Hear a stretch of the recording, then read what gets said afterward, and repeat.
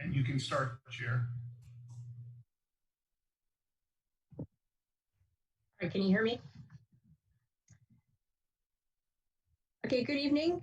This meeting is being conducted utilizing teleconferencing and electronic means consistent with the State of California Executive Order N-29-20 dated March 17, 2020.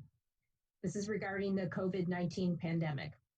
The live stream of the meeting may be viewed on Comcast Channel 15 and or online as noted in the agenda. In accordance with Executive Order N-29-20, the public may only view the meeting on television and or online and not in the council chambers.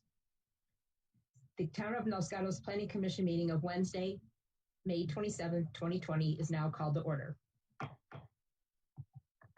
We are conducting tonight's meeting in a virtual setting using Zoom. All planning commissioners and staff are participating from remote locations, and all voting will be conducted by roll call vote. Mr. Paulson, would you please call the roll?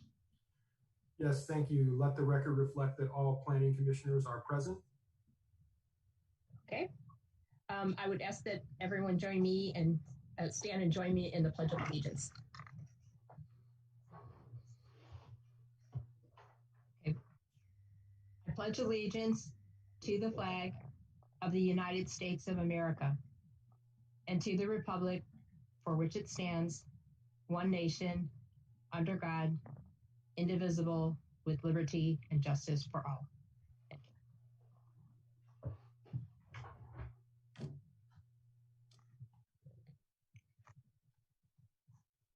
As the Planning Commission conducts this meeting this evening on behalf of the Town Council and the residents of Los Gatos, we encourage active participation, which is essential for democracy and critical to the work of this Planning Commission. This participation can occur through, prior to a meeting, written comments about agenda items submitted to the staff are always welcome and helpful. And during our meeting, there are two opportunities for members of the public to participate. First is during the verbal communications period, an individual may speak on any topic that is not on the agenda. And then during the hearing on a specific agenda item, any member of the public may speak about that item that is on the agenda. Should you wish to address the commission tonight during verbal communications or during the consideration of an agenda item, there is a special procedure outlined on page 2 of the agenda for the meeting. Should you wish to provide oral comments, you must make a request in advance prior to the time that I, as the chair, call an item for public comment to obtain the Zoom link and password for the meeting. The email you use to do so is planningcomment@losgatosca.gov. When I announce the item for which you wish to speak, click the raise hand feature in Zoom. If you are participating by phone only, press *9 on your telephone keypad. If you are participating by calling in without a Zoom app, you must notify the Community Development Department at the same email mentioned earlier before 7 p.m. on the day of the meeting. When you're called to speak, as usual, please state your name and address for the record. And in fairness to all that would want to speak at this meeting, it is requested that you limit your comments to 3 minutes. With that being said, we now come to the verbal communications portion of our meeting. Members of the public are invited to address the commission on any item not on the agenda on tonight's meeting. Mr. Paulson, do we have any members of the public wishing to speak on items not on the agenda? I do not see anyone in the attendee list. Okay. Then the next item on the agenda is typically the consent calendar. However, we have 0 consent items to be acted on with a single motion this evening. So with that, we will move straight into our public hearings. We will consider first agenda item number 1, which is variance application B-19-003. We are to consider the approval of a request for construction of an addition to an existing commercial building requiring a variance to exceed the floor area ratio standards on property zone C2 located at 59 North Santa Cruz Avenue, APN 510-44-029. The property owner and the applicant is Bean Avenue Associates, and the town project planner is Sean Mullen. May I have a show of hands from commissioners who have visited the property under consideration? Are there any disclosures by a commissioner for this item? Commissioner Badami. Yes, I'll be recusing myself from this item. My business location is within 1,000 feet of the proposed application. Okay. Mr. Mullen, I understand you will be giving the staff report this evening. Yes, thank you. Before you tonight is a request for a variance to exceed the maximum allowable floor area ratio standards for the construction of an addition to accommodate a new elevator. The addition would be located within the interior courtyard and would add 63 square feet to the building. The applicant and property owner have provided letters of justification for the variance, citing the construction date of the building, the need for access to the second floor, and structural constraints of locating the elevator where it would not increase the floor area ratio. The town code requires the Planning Commission make 2 findings for approval of a variance, and based on the evidence provided in this application, staff is recommending that the commission make the required findings to grant the variance and approve the project subject to the conditions of approval included with your staff report. This concludes staff's presentation, and we are available to answer any questions. Okay, thank you, Mr. Mullen. I will ask each commissioner if they have questions of staff versus raising hands, so it could be a little bit more orderly. And if you don't have any questions, just say I don't. Since Commissioner Badami has recused herself, I will start with Commissioner Tabana. Do you have any questions for staff? No questions at this time. Commissioner Birch, do you have any questions for staff? No. Commissioner Hudis, do you have any questions for staff? No questions. Commissioner Barnett? No questions. Commissioner Janoff? No questions. And I don't have any questions. So we will now open the public portion of the hearing and give the applicant an opportunity to address the commission for up to 5 minutes. Mr. Paulson, who is speaking on behalf of the applicant? We have Terry Martin with his hand raised. He is the applicant. Okay. So Mr. Martin, please state your name and address for the record, and you have 5 minutes. My name is Terry Martin. I'm the architect. My address is 61 East Main Street, so literally across the street from the city town offices.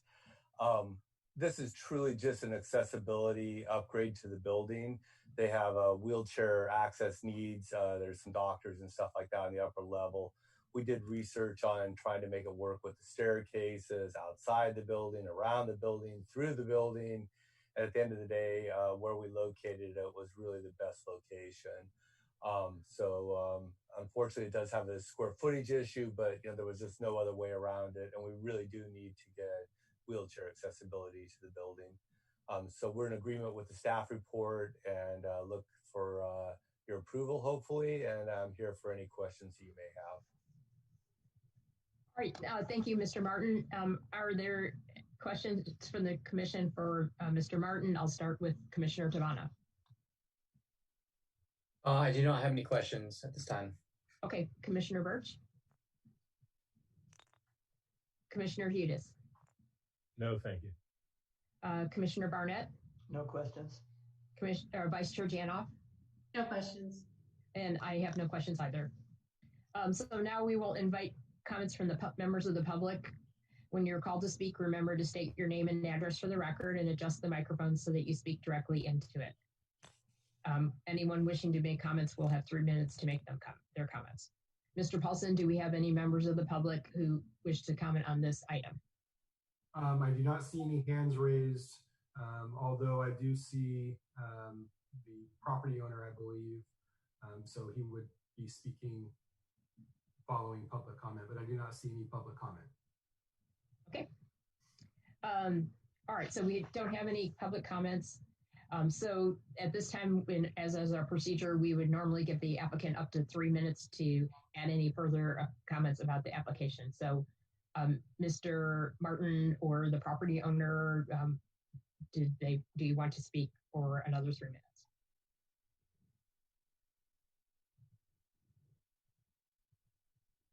All right, I'm not seeing, so they don't have their hands raised, Mr. Paulson? They do have their hands raised, both of them. So okay. We will. I'm going to defer my time to the building owner. This Okay. is Terry Martin. Okay. So could you please state your name and address for the record? And you have 3 minutes.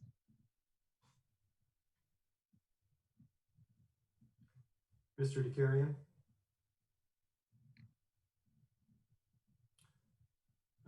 Maybe try the call-in number. I know he was having troubles with the Zoom. Can Jenna please allow the speaker with the phone number to talk and announce who they are?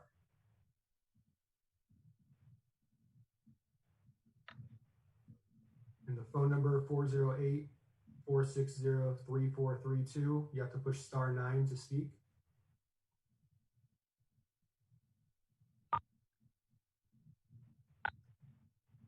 Hello?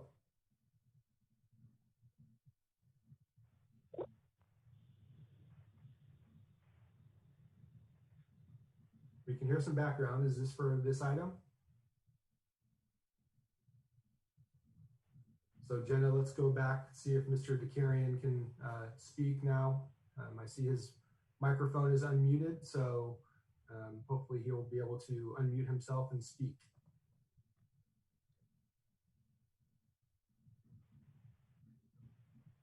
Jenna, let's unmute Mr. Martin.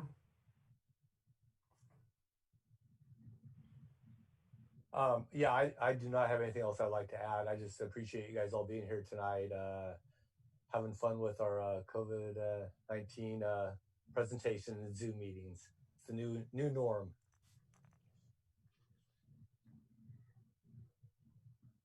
Okay, Mr. Paulson, should we give the property owner any additional time, or should we close the public hearing? We can try one more time first with Mr. DeCarian. His mic is unmuted. The hand is not raised though. And then the phone number, I'm not sure whose phone number that is, but they are also unmuted. So if they push *9, they should be able to speak.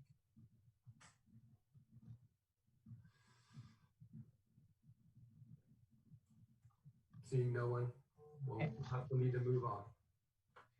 Okay. So as we don't have any additional comments from the applicant, property owner, or the public, we will now close the public portion of the hearing and ask if the commissioners have any questions of staff, wish to comment on the application, or introduce a motion for consideration by the commission. So Commissioner Tabana.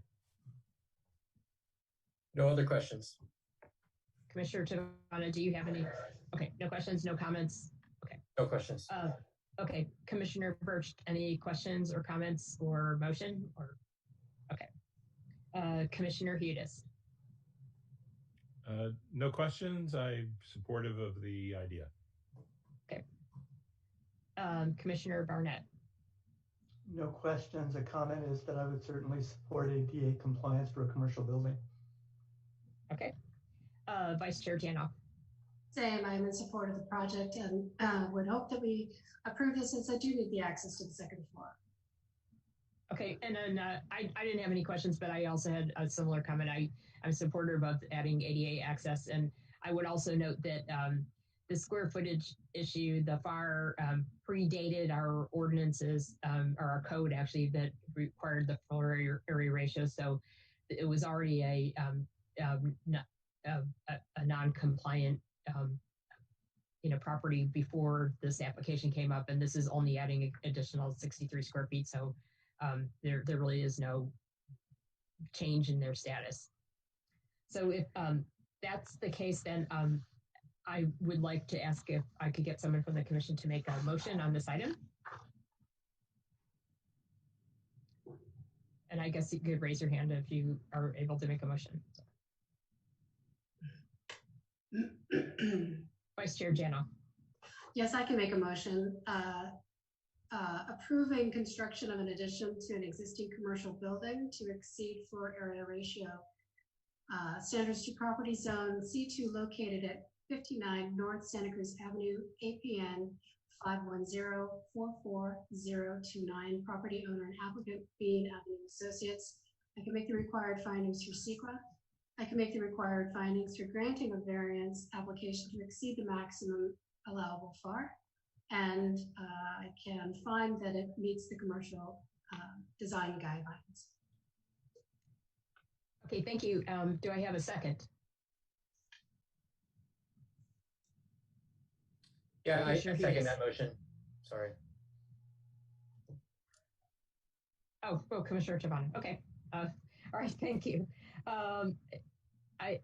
Is there any other questions or comments anyone would like to make before we call a vote? And we will be doing the roll call vote like we did at the previous meeting. Okay, so no one has any additional questions. So I ask each commissioner to vote yes, no, or abstain. So Commissioner Chavana. Yes. Commissioner Birch. You're on mute. I see you're nodding your head, so I'll take that as yes. Commissioner Hughes. Yes. Okay. Commissioner Barnett. Yes, I am. Okay. Favor. Vice Chair Janoff. Yes. And I vote yes as well. So the motion passes 6-0 with 0 abstentions, and we had the one commissioner that was recused. So, Mr. Paulson, are there appeal rights? I don't know who's in the background. Are there appeal rights regarding this item? You're on mute. You're on mute. I know. I like just watching people watch my mouth move. So there are appeal rights. Anyone who's not satisfied with the decision of the Planning Commission can appeal that decision. The forms are available online. There is a fee for filing the appeal, and the appeal must be filed within 10 days. Okay, thank you very much. All right, so the next item on the agenda is item 2, also a public hearing. For item 2, we are to consider approval of architecture and site application S-19-025, which is a request for demolition of an existing single-family residence, construction of a new single-family residence, and site improvements requiring a grading permit on property zoned HR 2.5, located at 15310 Seaview Drive. APN 537-24-024. The property owners are James and Holly Vergara, and the applicant is Camargo and Associates, and the project planner again is Sean Mullen. May I have a show of hands from commissioners who have visited the property under consideration? Okay, are there any disclosures by a commissioner for this item? All right, seeing none, I will ask Mr. Mullen to give us the staff report. Chair, Commissioner Hudis has his hand raised. Oh, I'm sorry, I did not see that. All right, Commissioner Hudis. Yes, I attempted to visit, but I was unable to get past the lock gate. I did recall a visit not too distant past where I saw the site. Okay, thank you. Were there any commissioners that had a disclosure? Okay, so that being the case, Mr. Mullen, would you give us the staff report? Thank you. Thank you again. The subject property is a 2.6 acres located on the east side of Seaview Drive, which is a private road taking access from Shannon Road. The applicant proposes construction of a 5,203 square foot residence, 927 square foot garage, and a swimming pool along with other site improvements. The site improvements do require a grading permit. The project would comply with the LRDA limitations and would utilize the existing building pad on the site. The proposed residence would be approximately 54% visible at a minimum as viewed from the viewing area at Blossom Hill Road and Los Gatos Boulevard. And as such, the height of the residence is limited to 18 feet and the proposed project complies with this regulation. The project does require a building permit and approval of an exception to the cut depth limitations contained in the Hillside Development Standards and Guidelines, which limit cut depth to a maximum of 4 feet. The project would require a maximum cut depth of approximately 5 feet for the driveway area just west of the proposed garage. The applicant has included a letter of justification stating that the increased cut depth would help reduce the driveway slope as it interacts with the sloping section of Seaview Drive. Based on the analysis provided in the staff report, staff recommends approval of the architecture and site application, subject to the recommended conditions of approval included as Exhibit 3. This concludes staff's presentation, and we're available to answer any questions. Okay, thank you, Mr. Mullen. I'm going to, again, ask the commissioners individually if they have any questions of staff. And I am going in order that we normally sit in if we were in a real in-person meeting. So Commissioner Tabata, did you have any questions for Mr. Mullen? No, no, not at this time. Commissioner Birch? Oh, I skipped Commissioner Badami, but Commissioner Birch, since I asked you, do you have any questions? Okay. Commissioner Badami? No. Commissioner Hudis? I was just curious from staff's perspective about the story poles. It appears that we missed those on this project. I know we're going through transition and all of that, but it does seem to me that as important as our hillsides are, that it's important that not only the commissioners can see the story poles, but the public can as well. So it was, difficult without the story poles, and there's a lot of expense in doing them. So the story poles, as indicated in the staff report, were installed by March 6th of this year in anticipation of a March 25th hearing. And with the COVID pandemic, that March 25th hearing did not happen. They remained up, and one could look at this as, the neighbors and people on the valley floor had a chance to see the story poles. But the applicant did, on April 20th, request that the story poles, if they could remove them, because they were they've been up for a long period of time at that point, and it was impacting their use of the property during the shelter in place order. The director reviewed the request, and the town approved it with the condition that they take detailed photos in addition to what we normally keep on record, and that we posted those photos on the town's website. So they were available beyond when the poles were physically up. The detailed photos were available from the town's website. Thank you. Okay, did that answer your question, Commissioner Hudis? Yes, thank you. Okay, did you have any other questions? No, thanks. Not this time. Okay, Commissioner Barnett, did you have any questions for staff? No questions. Vice Chair Janoff? No questions. I only had one question for staff, and you may tell me that the applicant has to answer, but I was wondering what the visibility of the existing property was. They had pictures in the staff report of the visibility at different magnitudes for the current house and then the proposed home, but there wasn't any percentage visibility, or maybe I missed it. So do we know how visible the current house is? You did not miss it. It's not something we typically ask for in a development application for a new resident, so it was not included. Okay. All right. Thank you. Okay. That being the case, we will, that's all the questions from the commission. We will now open the public portion of the hearing and give the applicant an opportunity to address the commission for up to 5 minutes. Mr. Paulson, who will be speaking on behalf of the applicant? So the applicant is Maurice Camargo, and Holly Vergara is the property owner. So if we can have them unmuted. Okay. And I see the property owner has her hand raised. So we'll start with her. Okay, my name is Jim Vergara. I'm going to speak on behalf of our family, and my address is 15310 Stuview Drive. And I wanted to start off by thanking Sean and the staff for getting us to this point where we're at. The reason we've lived on this property almost 5 years. We're shy of about 4 months, and we decided that we needed a bigger home for our family. We have a couple daughters that are younger, and we've decided to build a new home for our family.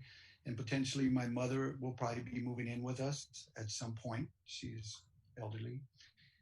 And if you have any questions, my architect is Mr. Camargo is on the Zoom meeting. If you guys have any questions that I might not be able to answer. Okay, so is that all that, is that the end of your presentation for now, other than if we have questions? Yes. Okay, all right, thank you. You'll have another opportunity if we have public comment or we don't to address the commission for another 3 minutes once we close the public, when we're finishing the public hearing. So I want to ask the commissioners if they have any questions for the applicant or the applicant's architect, Commissioner Badami? No. Commissioner Tivano? No. Commissioner Birch? No. Okay. Commissioner Hudis? I have two questions on two different topics. The first question is about the cut and the request for the exception. What percentage, if any, of the building footprint is affected by the cut, by the exceptional amount of the cut?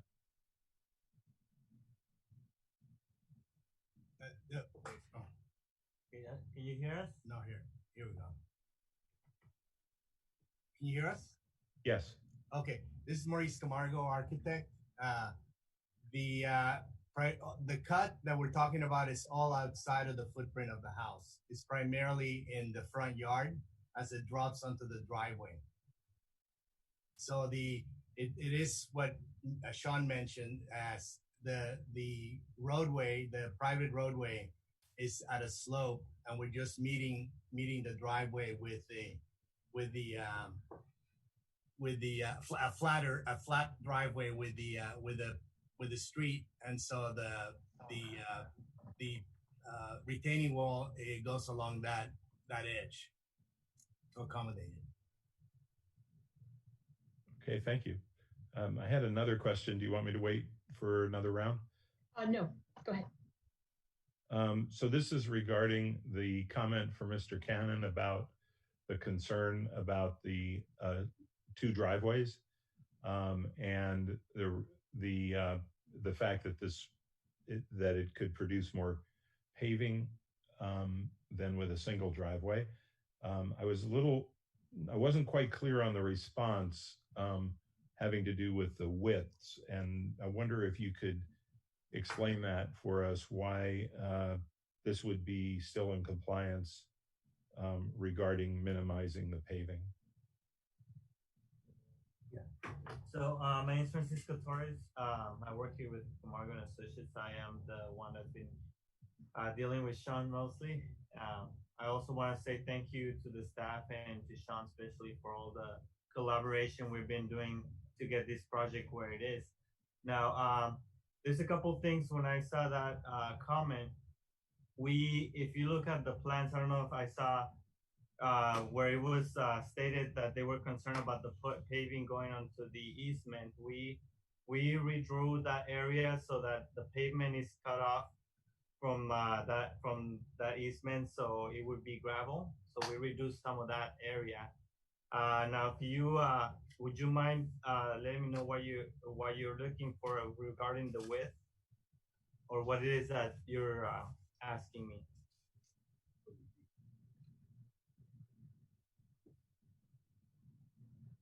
Commissioner Hudis, you're on mute.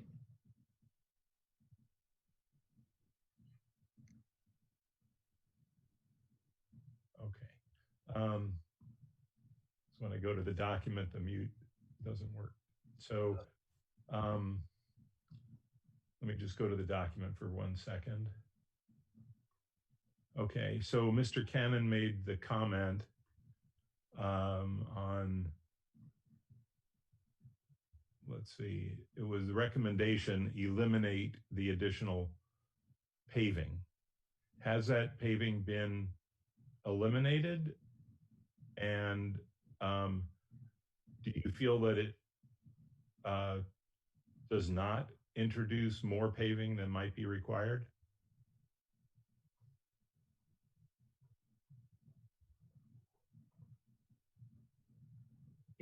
We're going to be making it into a gravel driveway. It's just that the way that the street is and the way that we set up that for any property, even for the existing carport, it would eliminate having the owner to go into it, back out into the road and come back with almost like a turnabout for easier access and easier to be able to get out easier, and yeah. So if I understand correctly, you're not eliminating that additional driveway, but you are making it out of gravel instead of paved. Is that correct? That's correct. Okay, thank you. That clarifies. Did you have any other questions, Commissioner Gatos? I had a question about a tree. You can go ahead. Is there any possibility of saving that large walnut tree? I know that the town arborist commented that it was leaning, but I don't know exactly where the placement is, but this hillside has already been cleared. And to take even more trees off this hillside, particularly a 48-inch walnut tree, doesn't seem to be a great idea. So is it possible to retain that tree? Maybe the owner, Mr. Vergara, would like to answer it. It is a walnut. It is a walnut that's been there for quite a while. It's really old. It looks like there used to be a walnut orchard on the east side of the hill that's not visible. It is under the shadow of the big oak above it.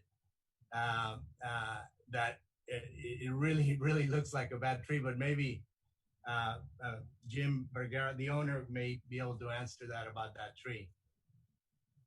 Yeah. Go ahead, Holly. Yeah, so this is Mrs. Vergara. Thank you. Yeah, the tree is very old, and it is leaning so much that, in fact, a big chunk twice now has fallen onto our property, and had somebody been sitting there, it would have wiped them out pretty bad. So the tree's in pretty bad shape. It's a hazard. Okay, thank you. You're welcome. It is beautiful. Okay. Any other questions, Commissioner Gatos, for the moment? No, thank you. Okay, so then Commissioner Barnett, did you have any questions for the applicant? I have no questions, thank you. And Vice Chair Janoff? Yeah, excuse me, my only question is, just to echo yours, Commissioner Chairperson, the question about the percent of visibility of the existing house. It looks like it's pretty high. I'm just curious if the applicant or his architect had calculated the current visibility so we know what the real delta might be. We've done only, there's one ridge that reaches that height, and so we kept it with, and worked really quite a bit with Sean and the staff to get it to where it was minimized. Just do the configuration of the roof and the room and where it sits. We just did everything we could to get it to just being that ridge that reaches that height. So, but I do not, that delta between existing house, or I don't know what delta you may be referring to, the existing house versus the new house. Yes. Yeah. I don't know exactly what the height is, but we work to minimize all the ridges lower than, but that's the one ridge that we couldn't get it any lower because of the size of the room. It's the ridge across their main room where the kitchen and dining and living space. Thank you.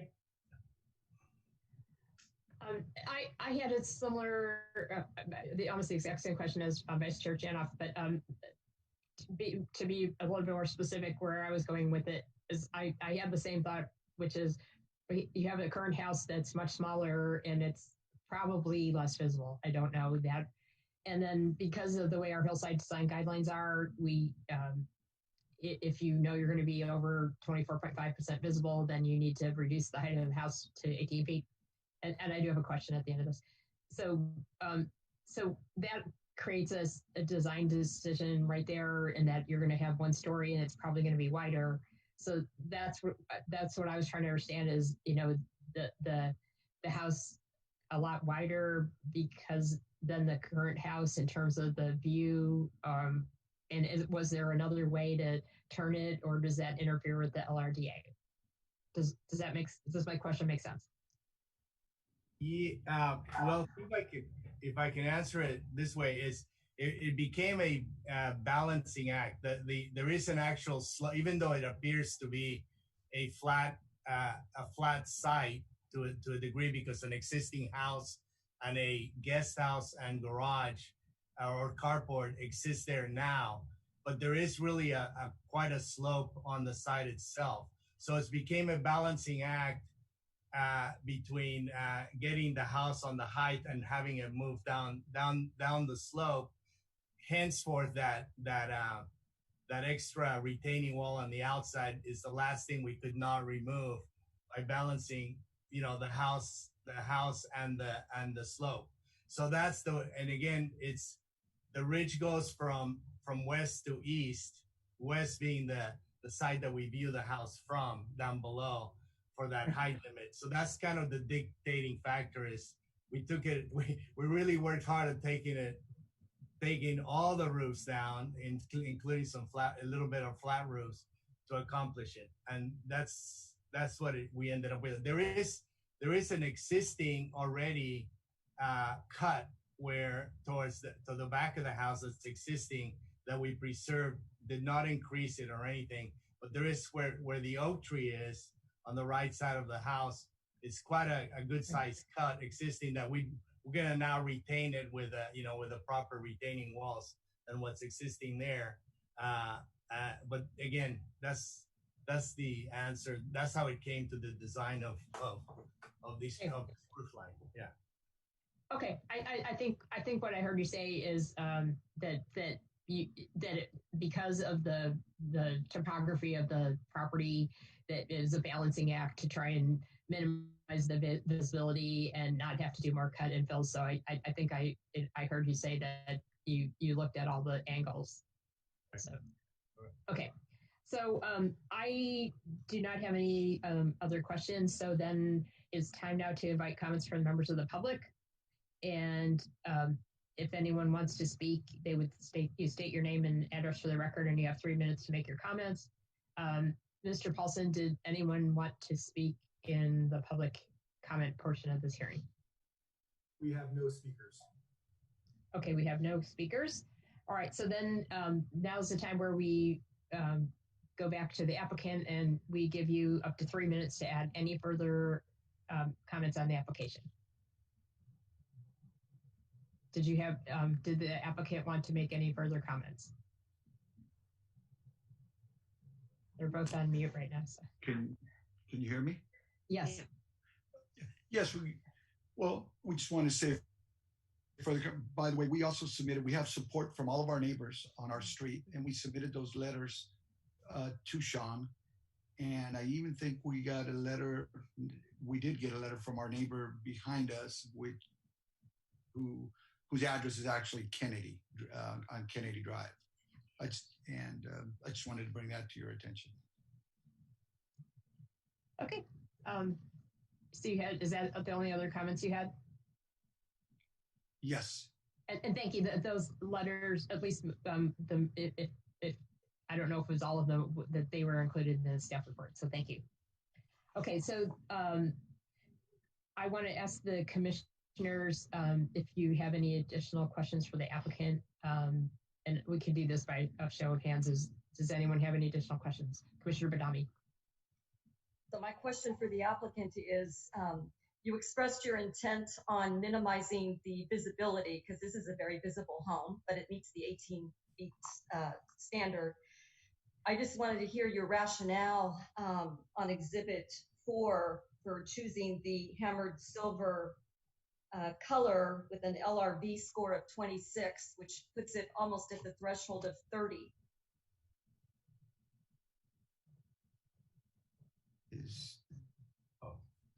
Is that Maurice? Can you answer that question? Here we go. We're looking at the color. So which one you said, number 4? Where is it existing? I'm trying to look at where we put that place that color that you're asking. Is this the color ball?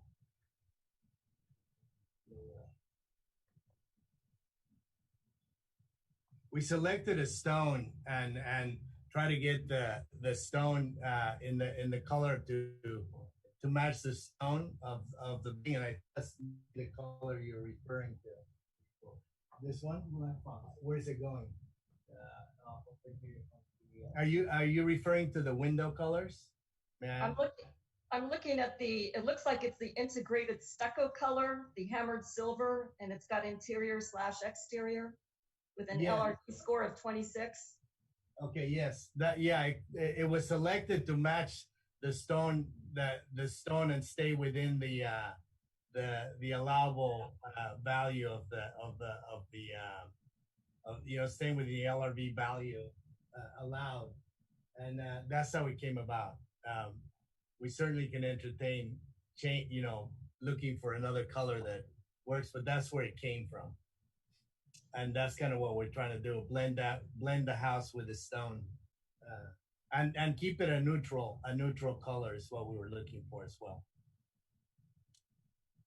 Thank you.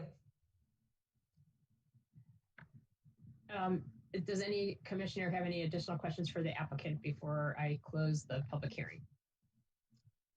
Okay, so now I'm going to close the public portion of this hearing and ask if commissioners have questions of staff or wish to comment on the item or wish to introduce a motion. So I will start with Commissioner Badami. Chair, Vice Chair has her hand up. I think she had a. Oh, thank you. So bad idea to not look. Vice Chair Janoff. Yeah, thank you.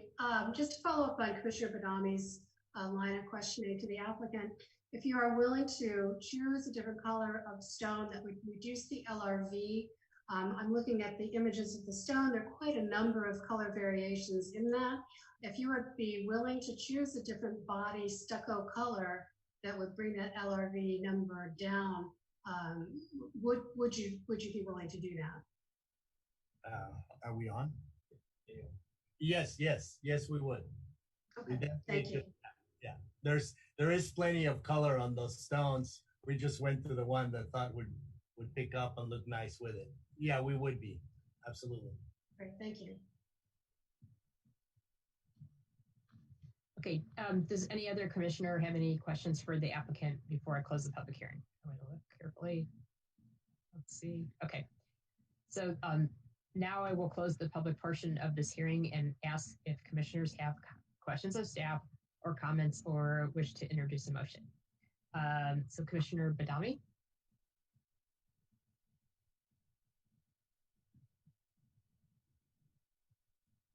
So my comments are, I'm really concerned about the visibility of this home, but there's nothing that we can do about it with the 18-foot height. I would like to see a reduction in the LRV number. I don't know what the appropriate number would be. If maybe something that could be worked on with the Director of Community Development. I can approve the 1-foot exception due to the constraints of the site. Those are my comments for now.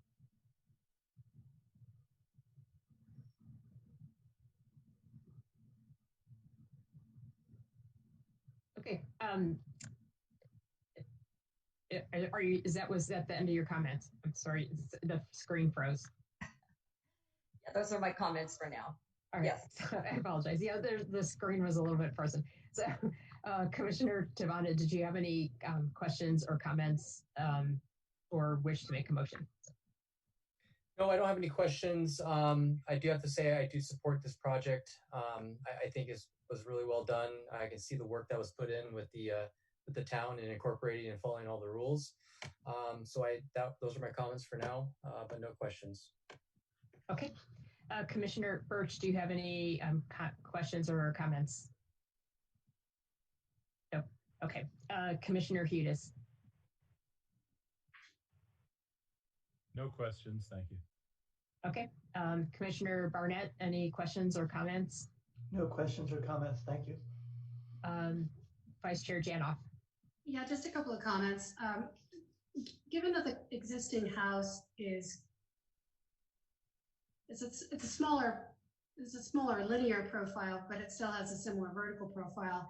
And when you're looking at when you're looking at the house from the east-west, well, at the front of the house, it's a pretty visible profile as it stands, which is why I was interested in knowing what the existing visibility is. It strikes me that moving the house further behind the foliage, which is part of the plan as shown in the visibility photographs, is a good idea. And along the lines of Commissioner Badami's questions, getting the materials to a lower LRV, the current materials are quite light with the exception of the front door, but they really would stand out from a distance. And if you're choosing natural colored materials, I think these choices go a long way to mitigate the visibility numbers. So I'm in favor of that. And the other comment I would make is regarding the questions about the driveway. I did find the argument to retain the turnout to be a compelling one. And I do appreciate that they've removed the pavement and surfaced it with planted to surface with gravel. I think that satisfies both the safety issue and an environmental one. And appreciate those choices, and I'm in favor of the project.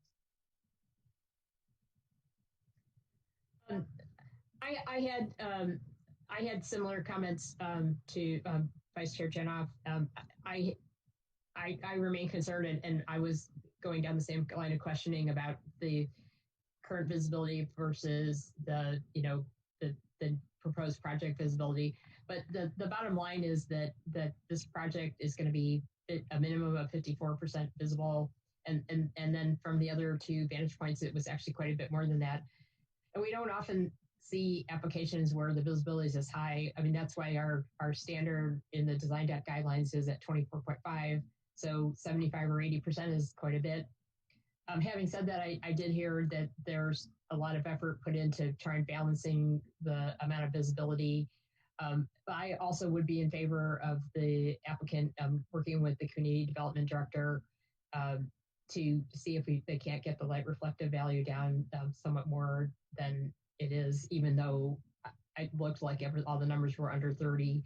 But I mean, in a case like this where it's this visible, I think it warrants maybe taking another look at what we can do to mitigate the amount of visibility with the colors. I originally had questions about the driveway, especially when our consulting architect mentions that as an issue. But I'm satisfied that the surface of the auxiliary part of the driveway is going to be with gravel, so I'm able to be comfortable with that. So that being the case, I'm going to ask if one of the commissioners is willing to make a motion on this item. Let's see, Commissioner Badami had her hand up first.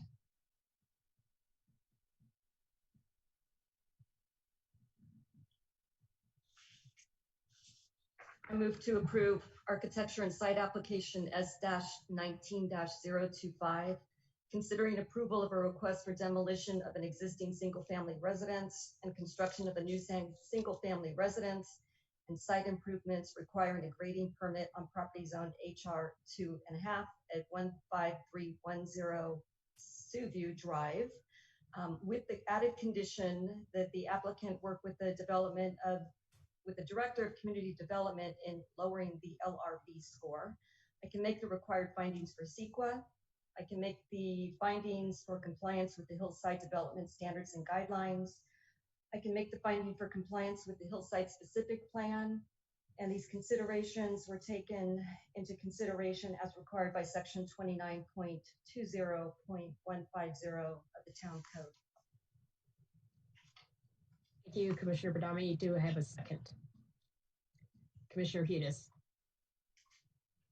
I'll second the motion, and I wanted to just add a comment that it's obvious that the applicant took the Hillside Design Guidelines and Standards seriously and worked with the town to come up with a design that meets virtually every requirement. The only other comment I would add is there's a way to save that walnut tree. That would be a plus. Okay. All right. If there's, does anyone else have any other comments that they wanted to make before we call the question? Okay, then I will do the roll call vote. Please vote yes, no, or abstain. So I'll start with Commissioner Badami. Yes. Commissioner Tabana. Yes.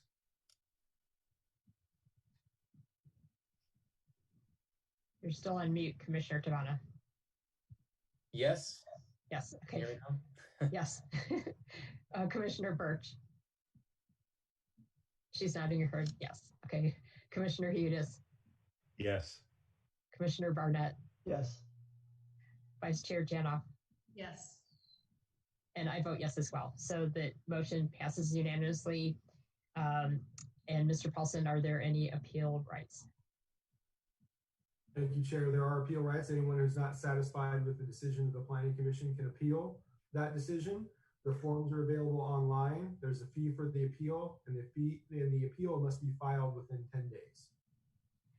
Thank you so much, Mr. Paulson. All right, so then we will move on to our last item, which is also a public hearing, or last item within the public hearing portion of the agenda. And this is item 3, and we are to consider Town Code Amendment Application A-20-003. We are requested to forward a recommendation to Town Council for improvements to approval of amendments to Chapter 29, which is our zoning regulations of the Town Code regarding vehicle sales.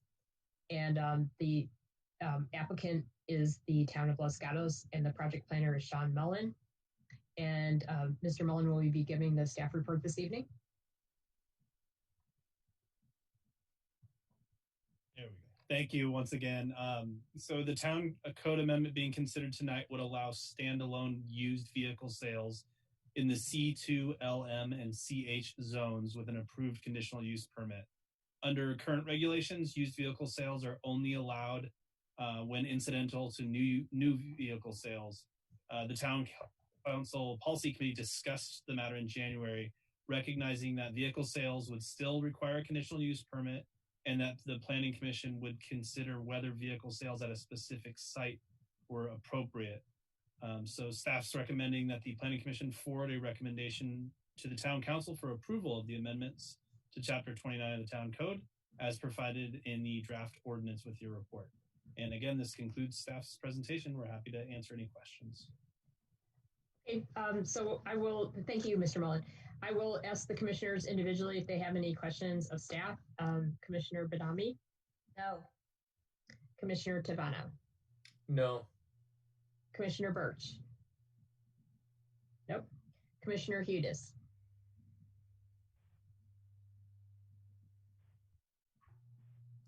Yes, I do.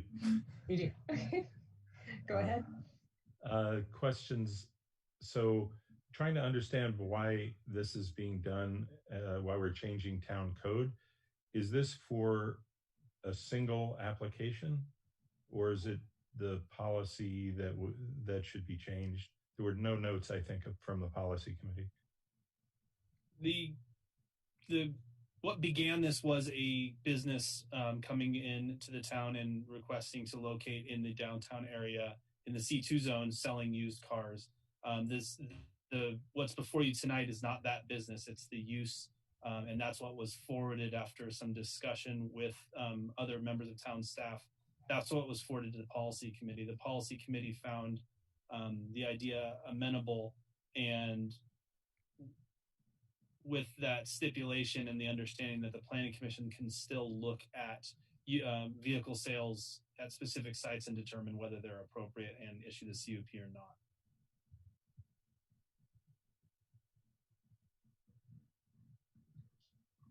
I think you're still on mute. You're on mute, Commissioner Hudis. I was just curious why we're doing this by town code amendment. Sounds like there's one application. So let me go back a little bit. Why was the distinction made? Was there community input at some time that said that we only want connected used car sales in that area? After reviewing the discussion at Town Council Policy Committee, the Economic Vitality Manager did mention some things about maybe a stigma in the past with used vehicle sales being unsightly. As I remember, it's been a few months since I've listened to that meeting, so I'm taking this as I remember.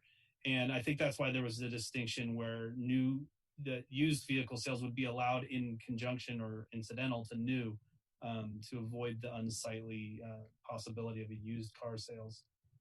But the way that this is moved forward and was considered is that there's very limited areas for used car sales in the C2 zone, especially. and that the Planning Commission would still have purview over whether they're appropriate for individual sites. And to Commissioner Hudas, I just add, we didn't go back and do the any research as far as what year that was put in. Was it the 70s or the 80s? And so since I've been here, which is 2000, it's always been connected. But as Mr. Mullen mentioned, this probably was put in place, back in the 70s when used auto sales were a little different animal and still continue to be in other jurisdictions. But with the opportunity for the Planning Commission to review a conditional use permit, will provide opportunities and safeguards to place conditions on specific auto dealers should they come forward. And what would be the process if this didn't change? Could someone apply to do standalone used car sales in C2? And what would the process be for them to do that? They would not be able to do that. I can't even recall you wouldn't even be able to apply for a variance technically. I guess the only other opportunity, which would be a long shot, especially given that we just modified our plan development requirements a couple of years ago, that would be the only other option, which would be a PD ordinance for that specific site. But I don't think that they would meet any of the requirements to apply for a PD given our current regulations. Okay, that's what I was getting at. Why couldn't we just do a variance if there was just one issue that we're thinking about here? But it sounds like that's not an option. So this town code amendment is necessary, even if we only have one application. That's correct. Thank you. Okay, Commissioner Barnett, do you have any questions for staff? I really don't have any questions. I was a little uncomfortable with it when I first read it, but understanding that the Planning Commission will have the authority to draft appropriate conditions, I think I'm comfortable with it. Okay, thank you. Vice Chair Janoff. Yes, the only comment I would make is I think this actually gives us more flexibility to bring in business, but also take a close look and make specific approvals. So I like that it broadens the town's abilities, but also gives us added checks and balances. Thank you. I just had one question, and I pretty much know the answer to it, and that's probably why there's a conditional use permit. But I did note that there's the distinction between the indoors and the outdoors, because I think the outdoors would lend itself more to being less sightly, or more unsightly, and so I'm thinking that since our code is in our uses table is silent on indoor versus outdoor, the way that we would control this is through the conditional use permit process. Is that correct? Yes, you would be looking at the specific site and determining whether it's appropriate or not. And if that site had an outdoor component that the Planning Commission found detrimental to the area, then that could be something that would be considered. Okay. All right. And that was one of the reasons for putting this conditional use permit process in, just to make sure that we have adequate controls over the process, right? Yes, and it mimics what the process is now for new vehicle sales. So we're just now allowing standalone used with the same process. Same process. Okay, thank you very much. Okay, so then we would now invite comments from the members of the public. Mr. Paulson, do we have any members of the public that wish to speak on this item? We do not have any members of the public wishing to speak. Okay, all right, then I will now, I'm a little unclear. I don't think we have the town come back and speak again for 3 more minutes. So I'm going to move on and close the public portion of the hearing. Ask if commissioners have any questions of staff, wish to comment further on this item, or introduce a motion for consideration. So I will start with Commissioner Badami. I don't have any questions, but I would be supporting a motion. I'd be happy to make one, awaiting discussion from the other commissioners. Well, we're going to ask every commissioner to make comments or ask any questions. So you go ahead and make the motion if you're ready. All right. I move to forward a recommendation to the Town Council for approval of amendments to Chapter 29 of the Town Code regarding vehicle sales. In particular, that would be Town Code Amendment Application A-20-003. I can make the required findings for CEQA, and I can make the required findings for the general plan. All right, thank you. And I saw Commissioner Hughes' hand up. Second the motion. All right, thank you. Now I'm going to ask the other commissioners if they have any questions. Commissioner Tabana, do you have any questions or comments before we take a vote? No further questions or comments. Okay, Commissioner Birch, did you have any questions or comments before we take a vote? Okay. Let's see. Commissioner Hughes, you seconded the motion, but do you have any other comments? No, thank you. Okay, and then let's see. Commissioner Barnett, did you have any other questions or comments? No comments. Okay, Commissioner Janoff? No further comments. I mean, Vice Chair, sorry. And I will be supporting the motion. I feel that we have huge economic vitality issues, and I feel like this amendment to the zoning code has enough controls in it to make sure that it doesn't turn out to be the wrong result, but we need to encourage any businesses we can. All right, so that being the case, I will do the roll call vote, and please vote yes, no, or abstain. And I will start with Commissioner Badami. Yes. Commissioner Tabana. Yes. Commissioner Birch. Yes, that's enough. Okay. Commissioner Hudis. Yes. All right, Commissioner Barnett. Yes. Vice Chair Janoff. Yes. And I vote yes as well. So the motion passes unanimously. And Mr. Paulson, are there any appeal rights for this item? There are not appeal rights, as this is a recommendation to council. So this will move forward to the council and they will consider it probably sometime in June. Okay, thank you very much. All right, so the next item on the agenda is the report from the Director of Community Development. Do you have anything to report to us? Thank you. A couple things. The town council has met actually twice since the planning commission last met.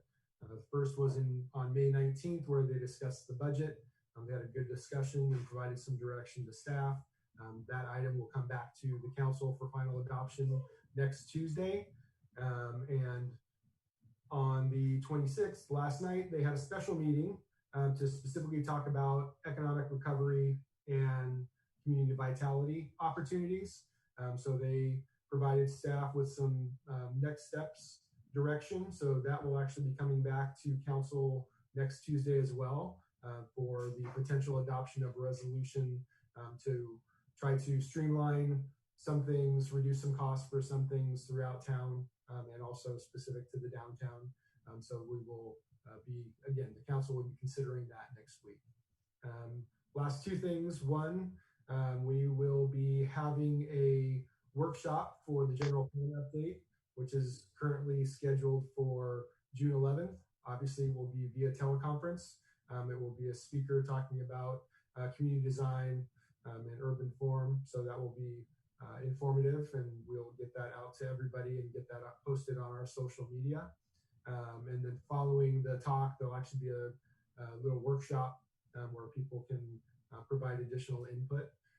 And on that note, we are going to hold the General Plan Advisory Committee meeting on June 18th. So we're going to try to get those back moving. You know, it's, as you can see, it can get challenging with a number of folks. And here we have 7, and the General Plan Advisory Committee, I believe, is 12 or 13 at this point. So working through those bigger groups does create more challenges, but we'll continue to look for opportunities to make that as efficient as possible. But the reality is it's just important to make sure that we keep the general plan update moving so that we can be prepared for the next 20 years. And that concludes my report. All right, thank you. One question for you, Mr. Paulson. For the June 11th community workshop, should the planning commissioners consider attending, or or is it more for that people that are not on commissions and committees? This is for everybody in town, including commissioners and committee members. So everyone's encouraged to attend if they want to. Absolutely. Okay, thank you so much. Okay, so then the next item on the agenda is our subcommittee reports. In addition to their service on the Planning Commission, members of the commission serve on several town committees. Are there any reports tonight from any of the subcommittees? So Chair, Commissioner Hudis actually had his hand up earlier. I think you might have an additional question. Oh, I apologize. Okay, so I'm still getting used to the Zoom. Commissioner Hudis, did you have a question for Mr. Paulson? Yeah, I did. Related to the general plan and the housing, one of the more, I say, contentious but difficult parts was that we were basing the general plan on anticipated housing from the state.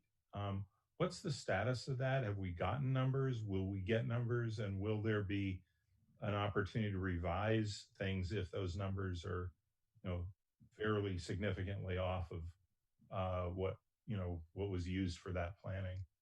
Thank you. So those numbers haven't come out. The next step is really for the numbers to come out for the entire Bay Area. And then the second step to that is they have to go through, they're currently working on a methodology to allocate those units. So we'll get a general idea, hopefully in the next month or two from the state as far as what those numbers look like for the entire region. And so definitely well before the general plan is acted upon or adopted, we'll definitely have the numbers for the next cycle. As a reminder, in 20 years, there's, 2, and we'll have to be planning for 3 cycles, even though the third cycle will be only a couple years or 4 years. But ultimately, we anticipate those numbers, hopefully the big number as far as the region is concerned in the next couple months, and then we have to wait until they divvy that up to individual jurisdictions. Thank you. Did anyone else have any questions for Mr. Paulson on the report? Okay, so then I'll go back and ask if anyone had some subcommittee reports. Commissioner Hudis. The Historic Preservation Committee met earlier today, considered, I believe, 8 items. And the first was 135 Tate Avenue, which we approved a recommendation for exterior alterations.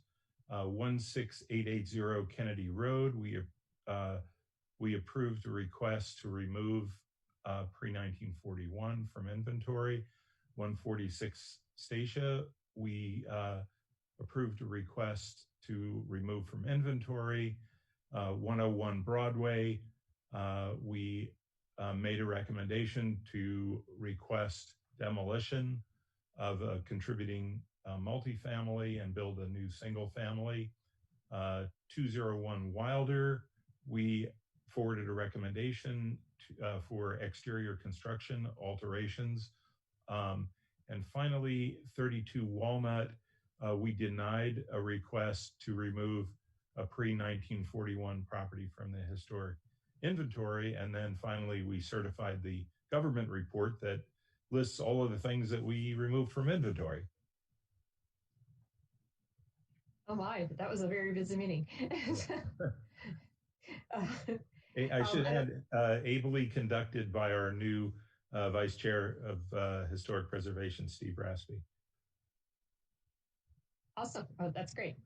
All right, and then I know the General Plan Committee hasn't met, but will be in June, and I know the Conceptual Development Advisory Committee hasn't met either. So, so I think that's all. So the next and final item on the agenda is commission matters, and are there any matters that any commissioner would like to discuss at this time? Seeing none, I want to thank everyone for participating in our second Zoom meeting, and it seems like it's gone very well. And I appreciate all the work that the commission continues to do to make things go for the town and for our applicants. So with that being said, I will adjourn the meeting, and we'll see you at the next one. Thank you.